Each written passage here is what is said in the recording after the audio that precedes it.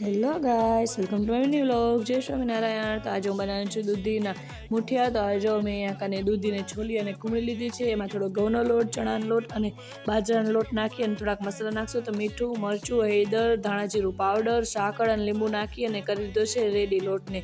એના પછી એને બાફવા માટે મૂકી દઈશું ઢાંકીને, અને એના પછી હું કરીશ વઘારની તૈયારી. તો આ જો વઘારની તૈયારી પણ થઈ ગઈ છે. તેલમાં રાઈ નાખી અને થોડા ખડા મસાલા નાખ્યા. એના પછી નાખીશ તલ અને જીરું.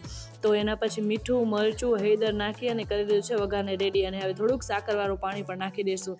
તે એને ખદખદવા દઈ અને એનામાં જે ઓલું રેડી કર્યા હતા ને ઢોકળા, એમાં નાખી અને થોડીક વાર એને ચડવા દઈશું.